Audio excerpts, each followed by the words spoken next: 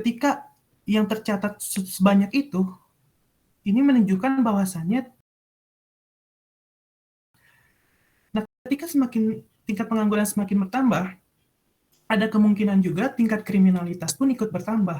Karena ya mereka ingin memenuhi kebutuhan hidup, tapi secara finansial tidak mencukupi. Ya salah satunya ya ada kemungkinan kriminalitas gitu. Nah tentunya kan hal ini tuh tidak diinginkan oleh masyarakat Indonesia. Maka diperlukanlah strategi, solusi atau peranan dari masyarakat, mahasiswa serta pemerintah dalam menghadapi tantangan ini, tantangan perekonomian agar tidak terpuruk gitu perekonomian masyarakat Indonesia, serta setidaknya masyarakat masyarakat tersebut tuh dapat beradaptasi terhadap COVID-19 ini dengan melihat peluang dan menggunakan peluang-peluang tersebut dengan sebaik-baiknya. Mungkin dari saya cukup sekian, saya kembalikan lagi kepada Devina. Selanjutnya akan dijelaskan oleh Fatan.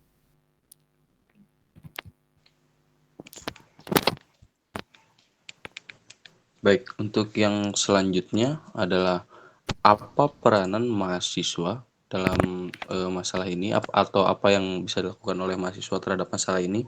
Yang pertama adanya bantuan dari mahasiswa melalui program KKN yang diselenggarakan oleh pihak perguruan tinggi. Nah, selanjutnya mengadakan beberapa pelatihan yang berkaitan dengan ilmu dagang atau bisnis seperti pengetahuan mengenai pengelolaan uang dan sumber daya manusia. Lalu memberikan bantuan promosi produk dan layanan dari UMKM sekitar kampus oleh mahasiswa. Boleh lanjut. Lalu apa yang dilakukan oleh masyarakat terhadap masalah ini atau apa peranan masyarakat terhadap masalah ini? Yang pertama, saling bahu-membahu membangun kembali ekosistem perekonomian lokal yang stabil dengan cara membeli produk lokal UMKM. Jadi dengan kita membeli produk lokal UMKM, kita bisa dapat membantu ekosistem perekonomian lokal. Lalu memberikan bantuan kepada masyarakat terdampak kehilangan pekerjaan dalam membuka lowongan pekerjaan bagi pelaku usaha besar yang siap dan bersedia. Lalu yang selanjutnya berbagi ilmu atau keterampilan yang dapat dikembangkan oleh masyarakatnya sendiri dengan harapan dapat membuka jalur pekerjaan kembali dengan pembekalan ilmu atau keterampilan baru. Boleh dilanjut. Nah, lalu yang selanjutnya adalah apa yang dilakukan oleh pemerintah terhadap masalah ini. Yang pertama, mengadakan beberapa kegiatan dengan yang berorientasi pada pembagian ilmu bisnis seperti digitalisasi UMKM dari pemerintah itu sendiri, lalu menyelenggarakan program yang bertujuan untuk memberikan suspensi kepada masyarakat terdampak seperti melalui bantuan sembako juga materi dari pusat atau daerah, lalu bantuan finansial bagi pelaku usaha terdampak. Lalu yang terakhir ada dukungan berupa workshop atau seminar untuk mendorong daya cipta dan kreativitas masyarakat. Mungkin sekian dari saya, bisa dikembalikan kepada moderator. Ya, sekian presentasi dari kelompok kami. Selanjutnya ada sesi tanya jawab, dibatasi hanya 3 orang. Boleh langsung raise hand aja.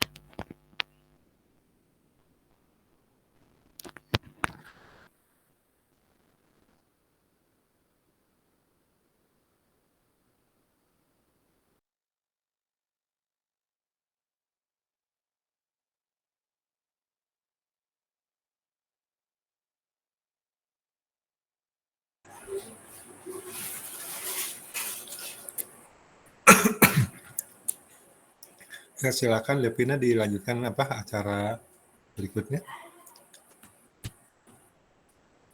Ya Pak, sesi tanya jawab. Ya, silakan diberikan waktunya ya.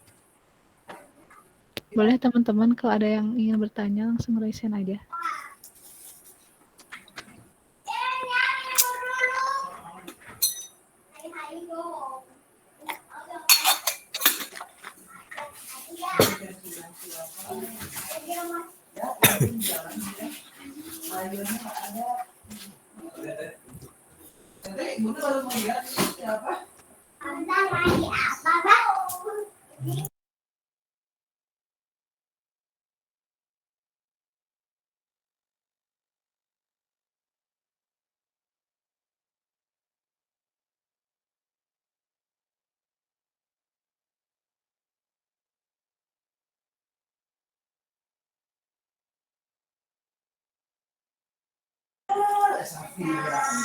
Ya, dipersilakan bagi yang lainnya untuk menyampaikan persoalan atau permasalahan sekaitan dengan apa yang sudah disampaikan oleh kelompok Devina ini.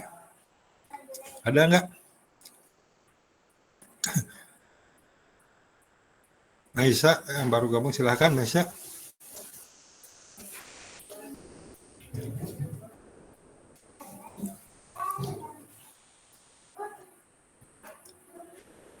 Oke. Aurel barangkali karena barusan bergabung Aurel, sudah langsung bisa merespon.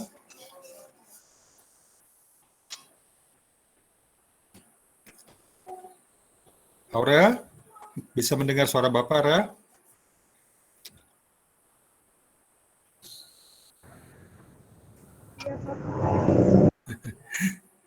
Ya, silakan kalau ada respon terhadap apa yang disampaikan oleh kelompok Devina.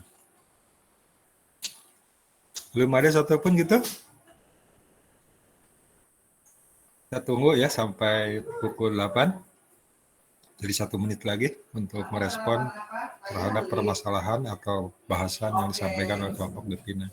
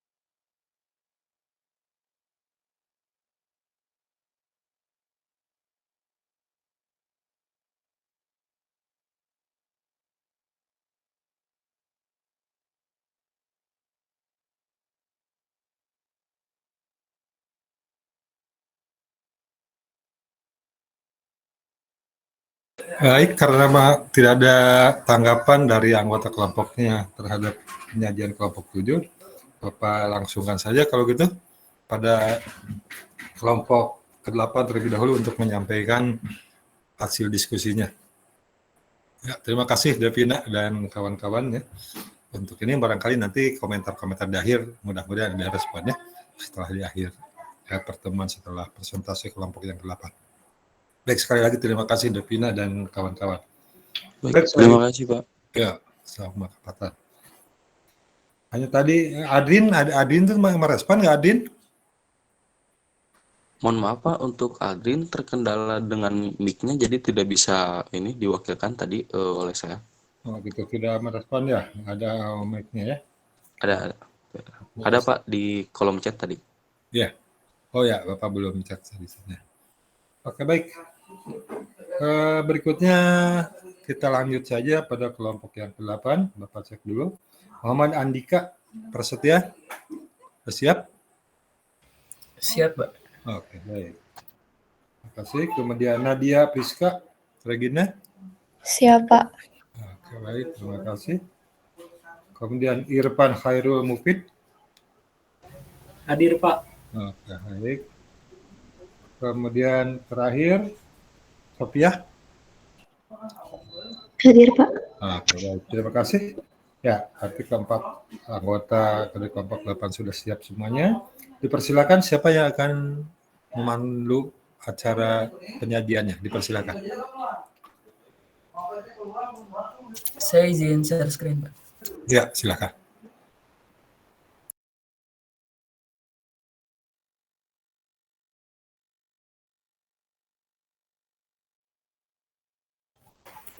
Baik, Assalamualaikum warahmatullahi wabarakatuh.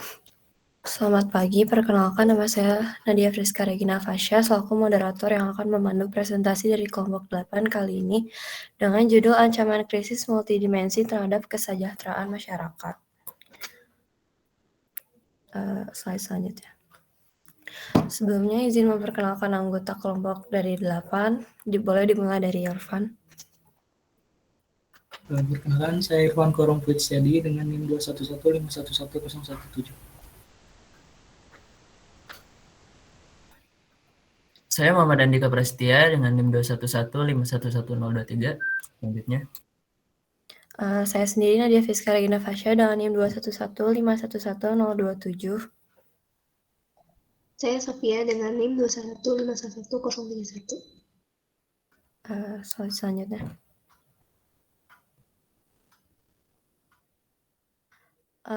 Di sini ada pembahasan yang akan kami bahas, yaitu ada 3. Yang pertama pengertian, faktor-faktor, dan juga upaya pemerintah dan peran mahasiswa. Selanjutnya. Yang pertama adalah krisis multidimensi. Krisis multidimensi adalah suatu keadaan yang berbahaya, genting, juga dapat berarti keadaan yang suram. Krisis ini meliputi berbagai hal kehidupan masyarakat, baik bidang ekonomi, sosial, politik, dan hukum.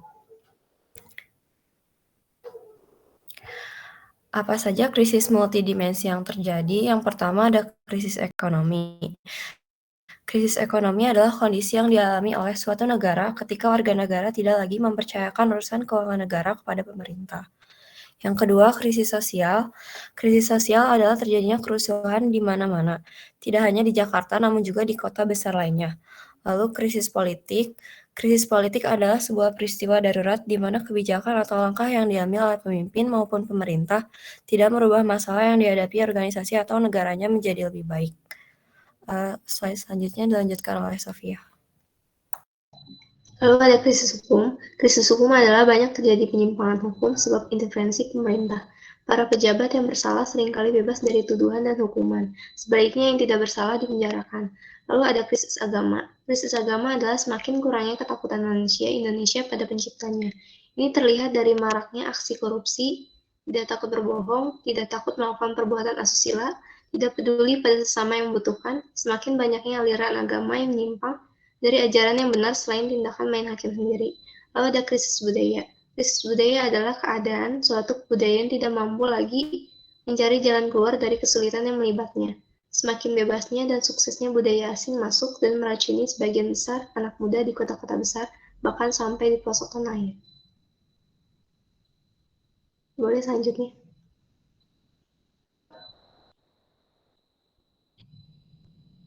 Lalu ada faktor-faktor krisis multidimensi. Yang pertama ada faktor krisis politik, diantaranya adalah terjadinya kolusi, korupsi, dan nepotisme yang merajalela. Lalu ada banyaknya undang-undang yang tidak adil. Lalu ada timbulnya rasa tidak percaya diri kepada lembaga pemerintah. Yang kedua ada faktor krisis ekonomi. Yang pertama ada utang luar negeri Indonesia, kenaikan harga minyak goreng, kenaikan harga BBM Pertamax. Lalu ada faktor krisis sosial. Pertama ada meningkatnya angka kemiskinan, adanya kecemburuan sosial. Lalu ada faktor krisis hukum, diantaranya ada kekuasaan peradilan dilaksanakan untuk melayani kepentingan para penguasa dan bukan untuk melayani masyarakat dengan penuh keadilan. Yang terakhir ada adanya hukum yang dijadikan sebagai alat pembenaran oleh para pejabat politik.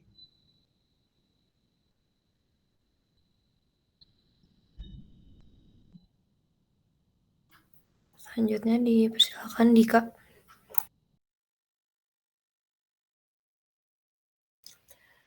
Baik, selanjutnya ada ancaman krisis multidimensi terhadap kesejahteraan masyarakat Indonesia. Kesejahteraan masyarakat menjadi salah satu hal yang terancam rusak diakibatkan oleh krisis multidimensi. Hal ini disebabkan oleh banyaknya krisis yang terjadi yang tidak hanya berdampak pada kedaulatan negara, tetapi juga pada kesejahteraan masyarakatnya dalam berbagai bidang, seperti ekonomi, sosial, politik, hukum, agama, hingga budaya. Dalam bidang ekonomi, saat ini terjadi kenaikan harga minyak goreng jauh di atas harga eceran tertinggi yang sempat ditentukan pemerintah, dan bahkan sempat terjadi kelangkaan ketika HET ditetapkan oleh pemerintah. Tak hanya minyak goreng, bahan bakar minyak atau BBM jenis Pertamax pun naik dari kisaran harga Rp9.000 sampai Rp9.400 menjadi Rp12.500 sampai Rp13.000 per liternya. Dua hal di atas tentunya mengakibatkan naiknya harga komoditas pangan dan barang yang semakin membuat masyarakat terjepit karena terjadi pada saat situasi pandemi. Lalu selain dalam bidang ekonomi, terjadi juga berbagai krisis pada bidang yang lainnya. Dalam bidang politik, terjadi krisis politik yang semakin hari semakin memanas, yang diakibatkan oleh kebijakan-kebijakan yang tidak pro-rakyat dan malah menguntungkan oligarki. Seperti contoh Omnibus Law atau Undang-Undang Cipta Kerja yang cacat formil, namun tak kunjung diperbaiki.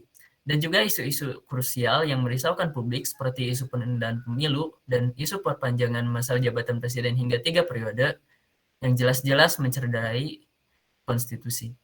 Lalu dalam bidang hukum, terjadi krisis hukum yang saat ini tumpul ke atas namun tajam ke bawah, diakibatkan oleh banyaknya penyimpangan hukum di lingkungan pemerintah.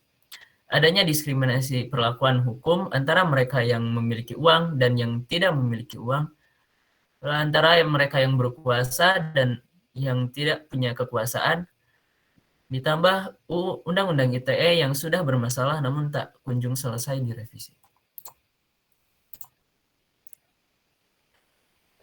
Krisis-krisis yang sudah disebutkan di atas hanyalah salah satu contoh dari banyaknya krisis multidimensi yang tentunya mengancam kesejahteraan masyarakat.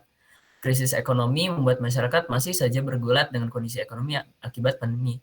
Krisis politik membuat masyarakat semakin tidak percaya kepada pemerintah. Krisis hukum membuat masyarakat merasa takut dan tidak adil di pandangan hukum. Hingga krisis-krisis lainnya yang membuat kesejahteraan masyarakat rusak dan membuat masyarakat menderita. Selanjutnya saya kembalikan kepada moderator. Selanjutnya akan dijelaskan oleh Irfan. Ya, baik. Selanjutnya di sini ada upaya pemerintah dan peran mahasiswa dalam menghadapi krisis multidimensi. Nah, upaya pemerintah di sini, pemerintah telah menargetkan ekonomi Indonesia untuk tumbuh sebesar 5,2% pada tahun 2022. Sejalan dengan prediksi dari berbagai lembaga internasional. Dan juga mahasiswa yang memiliki rasa nasionalisme yang besar dapat berperan penting dalam meneruskan serta mengisi pembangunan Indonesia ke depan. Termasuk dalam hal mempersiapkan diri dalam menghadapi krisis multidimensi ini. Tanpa adanya rasa nasionalisme, maka akan timbul perpecahan, disintegrasi bangsa, dan intervensi asing. Selain itu juga, mahasiswa dapat berperan dalam menyelesaikan berbagai persoalan kebangsaan dengan terus berkarya nyata untuk Indonesia. Boleh di next.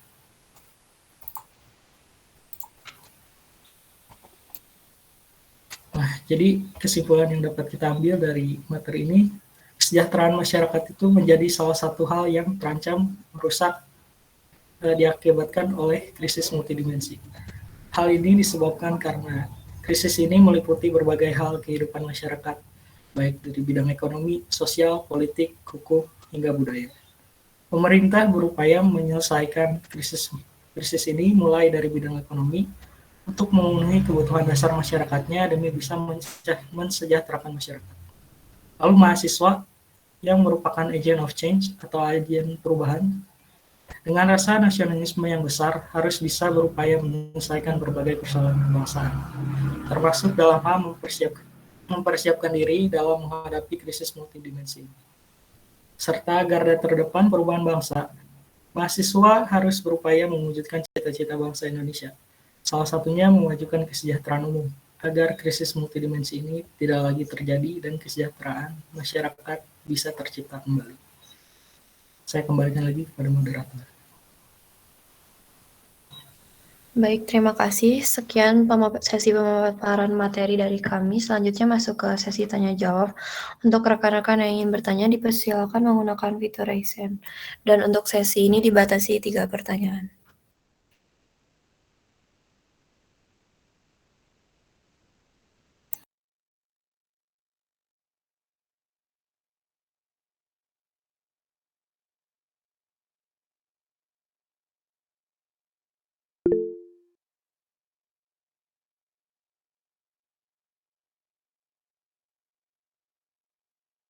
Boleh untuk Lola, dipersilakan. Baik, terima kasih kepada Naya sebelumnya. Pada saat pandemi COVID-19 gitu kan, Indonesia mengalami krisis multidimensi. Nah, terus apa saja sih upaya pemerintah dalam mengatasi krisis tersebut? Terima kasih Nadia.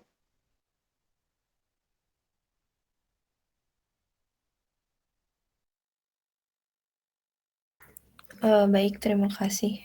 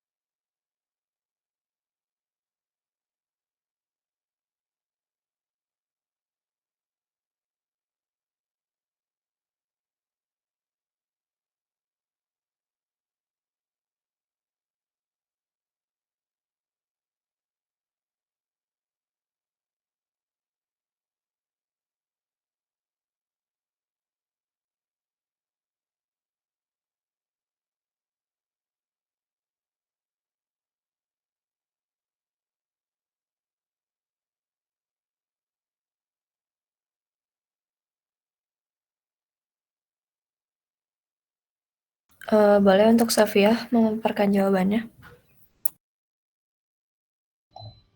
Mungkin buat dari pemerintah mungkin memberikan solusi untuk manusia harus menghilangkan rasa panik demi kondisi hidup yang lebih baik di tengah pandemi, dan juga memberikan solusi bagaimana saat terjadi wabah di suatu daerah, maka kita harus berdiam diri di rumah atau yang bisa disebut sebagai karantina sebagai bentuk ikhtiar kita agar terhindar dari COVID-19. Ya, segitu dari saya. Baik, untuk Lala, apakah terjawab? Terjawab. Terima kasih.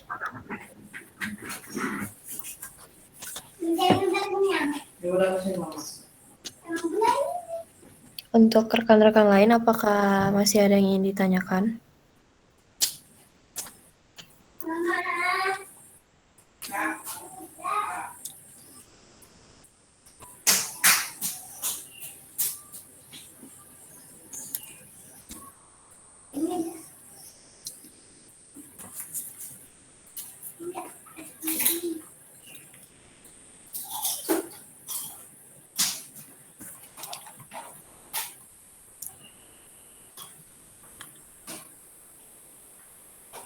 Ya, nampaknya tidak ada lagi pertanyaan. Untuk Nadia mungkin silakan ditutup saja. Baik, terima kasih. Sekian pemaparan materi dari kelompok kami. Mohon maaf bila ada kesalahan. Wassalamualaikum warahmatullahi wabarakatuh. Waalaikumsalam warahmatullahi wabarakatuh. Halo, coba yang lainnya masih ada respon nggak selain yang menyajikan? Rofi masih mendengar, memperhatikan nggak Rofi? Rofi Paujan? Iya Pak, hadir Pak. Oke, baik. Terima kasih. Oke, saya Bapak yang ngecek ini aja lah. Ya. Apik, bagaimana Apik? Masih memantau? Memantau Pak.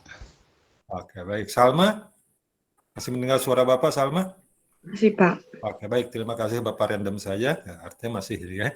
Hanya terhadap penyajian barangkali ini tadi kurang meresponnya ya. Baik, sebetulnya suatu hal yang menarik kebetulan antara kelompok 7 dan kelompok 8 dari segi tema sebetulnya adalah saling terkait gitu kan ya. Atau temanya sama gitu kan ya. Masalah kesejahteraan, karena berbicara penghasilan adalah masalah kesejahteraan juga ya. Kemudian masalah COVID juga adalah merupakan salah satu contoh ya, krisis ya, di dalam kehidupan bangsa Indonesia. Oleh karena itulah ketika diambil judul yang terakhir, ya, krisis multidimensi ya, terhadap kesejahteraan, nah itu ada sangat relevan pembicaraannya. Nah, itu barangkali konsep dari kelompok. Namun perlu diingat bahwa kedua tema ini, atau kedua judul ini maksud Bapak, dalam tema kaitan dengan kesejahteraan, ya, itu adalah kita bisa tinjau dari sudut pandang konsep apa yang kita sebut nanti ketahanan nasional.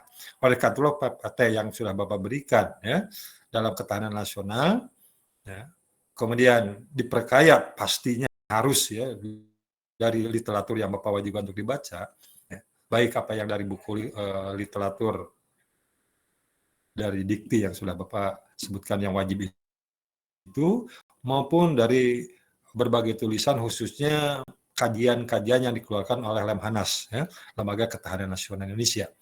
Nah, di mana ada satu hal berbicara mengenai munculnya krisis, itu selalu berkaitan, ya, baik itu mengganggu terhadap kesejahteraan masyarakat, ya, maupun terhadap keamanan.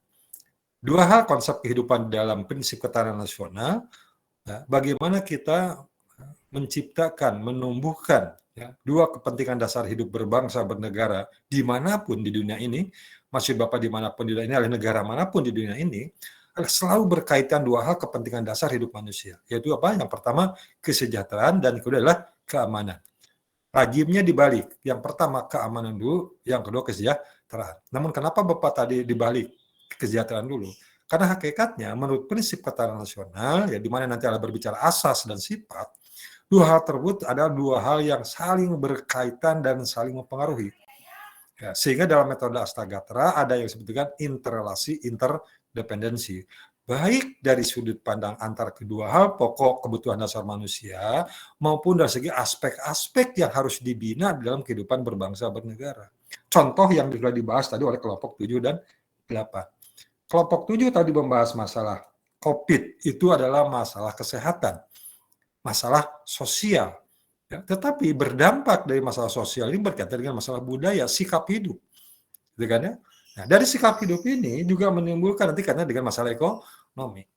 Ya. Nah, dibahas juga tadi dalam krisis multidimensi dari kelompok 8, maka seluruh aspek kehidupan terganggu, ya, dari krisis ini. Karena apa? Dari aspek-aspek kehidupan itu yang disebut dengan gatra-gatra dalam kehidupan ini dalam metode Astagatra, 8 aspek kehidupan yang harus dibina di dalam kehidupan berbangsa, terdiri dari aspek alamiah dan aspek kehidupan sosial.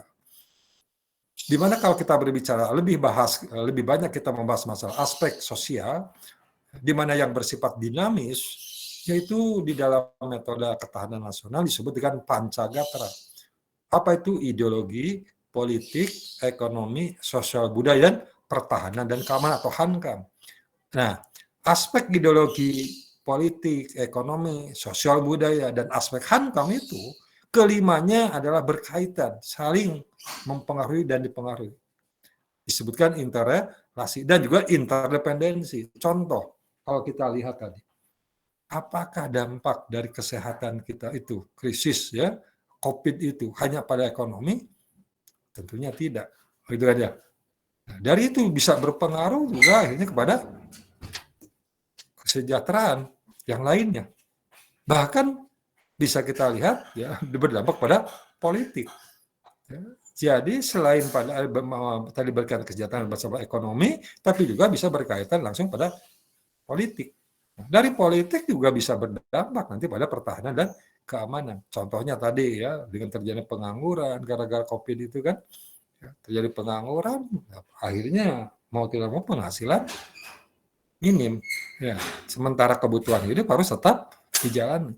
Oleh karena itu muncul, ya, dampak, ya, terhadap persoalan-persoalan aspek yang lainnya. Ya, seperti pada keamanan dan ketertiban masyarakat. Jadi kesimpulannya itulah yang disebutkan interrelasi. Oleh karena itu nanti di dalam ketahanan ada yang suatu asas bahwa kita melihat sesuatu itu ya harus komprehensif, integral.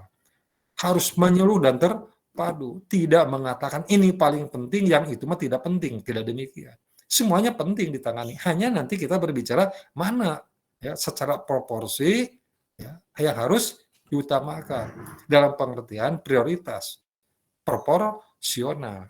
Ya, jadi tidak bisa kita mengabaikan satu aspek sehingga muncul apa yang disebut dengan ego sektoral, itu tidak dibenarkan di dalam penanganan menurut asas yang disebut dengan tadi ketahanan nasional itu.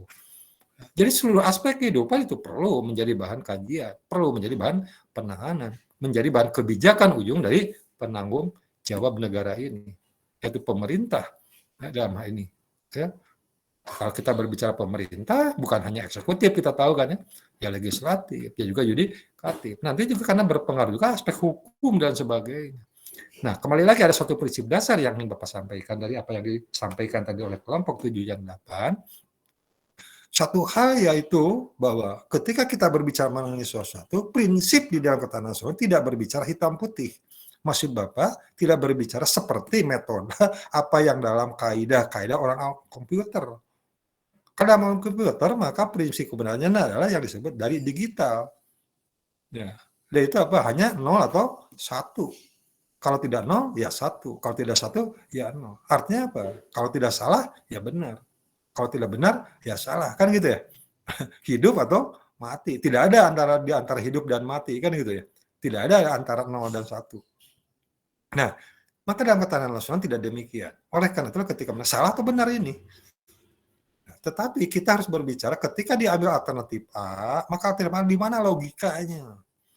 Bagaimana logikanya? Apa dampaknya? Bagaimana peluangnya? Apa kendalanya? Nah, jadi sebagai seluruh alternatif, seluruh kemungkinan-kemungkinan itu perlu diuji dan dikaji dari sudut pandang itu. Jadi tidak menyatakan langsung ini benar, ini salah. Nah, ini barangkali suatu prinsip ketika kita bisa melihat sesuatu persoalan. Contoh ya, dari multi krisis tadi, ketika sekarang minyak goreng gitu kan yang melambung tinggi.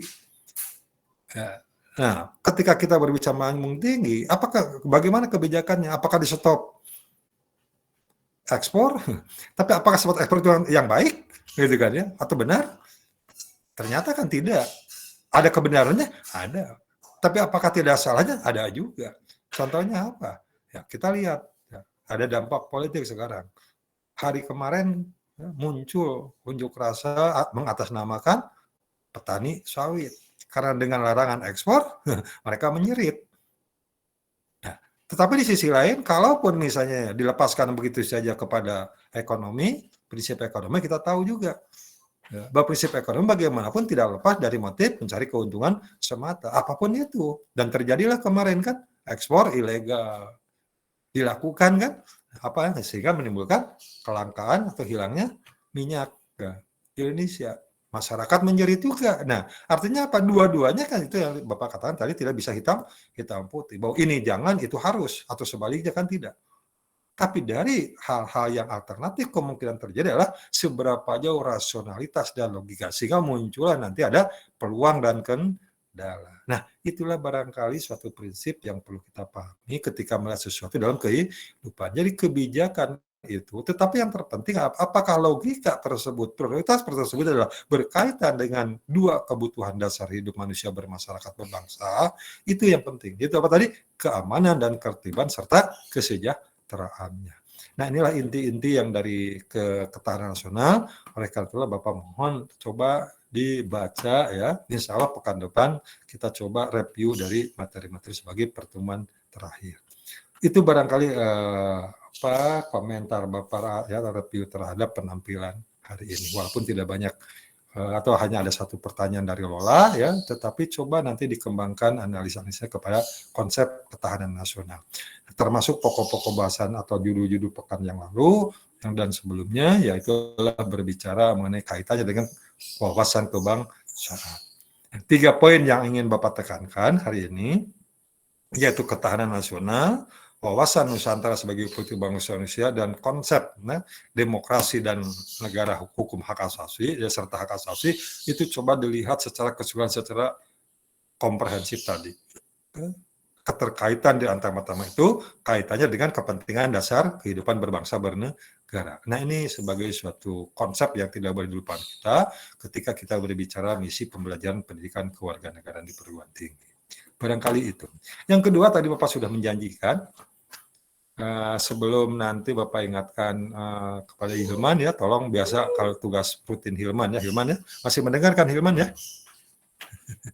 Hilman, masih merespon Man? Halo Hilman? Hadir Pak. Nah, biasa ya nanti tugas pribadi Hilman ya, yang rutin ya Bapak minta bantuan. Oke, berikutnya Bapak sudah mendapatkan penegasan, kemarin tidak sempat mendetilkan ya, penegasan dari jurusan ya dan prodi bahwa ujian kita akan dilaksanakan secara luring ya. Jadi ujiannya di kampus ya. Nah, oleh karena itulah segala sesuatu yang berkaitan dengan ujian luring ya alat-alat tulis, ya, kemudian dan lain sebagainya lah, saya kira ya. Bahkan mungkin Bapak akan memberikan konsep terbuka, artinya buka buku ya. Jadi ujiannya nanti buka buku, ya silakan ya disiapkan ya materi-materi apakah yang ada kaitannya yang telah diwajibkan dalam pembelajaran kita ataupun sebagai pengayaan dari teater yang lainnya. Silakan dipersiapkan, tapi bukan berarti nanti di kampus itu buka buku baru belajar, bukan itu tidak mungkin efektif ya.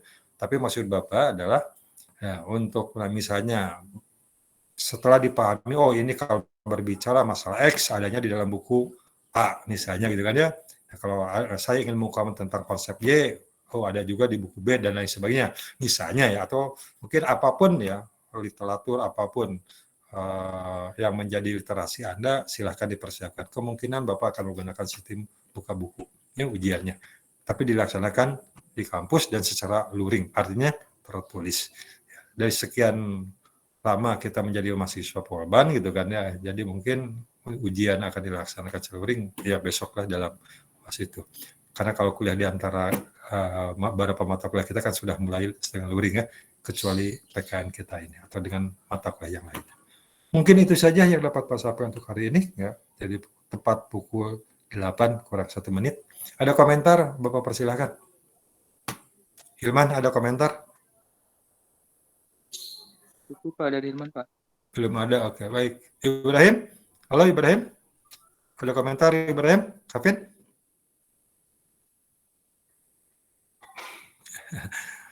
Mikrofonnya, mic-nya jalan nggak Ibrahim?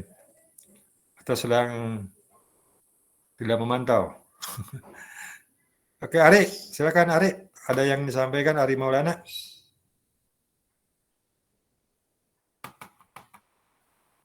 Cukup kayaknya Pak. Oke, baik ya. Untuk ujian sudah siap kayak begitu ya. Sehingga pekan depan kita tinggal meresume materinya kira-kira mau kemana bahan ujiannya gitu aja ya. Nah, tapi teknik sudah disiapkan, teknis ujiannya sudah dipahami ya. Dipahami ya, pahami? Iya Pak. Oke, baik ya. Udah ada bayangan ya untuk ujiannya ya. Oke, baik kalau begitu kita akhiri saja. Terima kasih. Jangan lupa sekali lagi ya supaya untuk membantu pada Hilman absensinya diisi sehingga bisa di-detect nanti oleh Hilman untuk laporan kepada Bapak. Oke, saya kira itu saja. Berikutnya sekali lagi Hilman, Bapak tunggu bantuannya untuk Bapak laporan ke Polban ya, laporan pertemuan kita hari ini. Selamat pagi. Assalamualaikum warahmatullahi wabarakatuh. Waalaikumsalam warahmatullahi wabarakatuh. Terima kasih Pak. Ya, sama-sama. Terima kasih Pak. Yuk, sama-sama.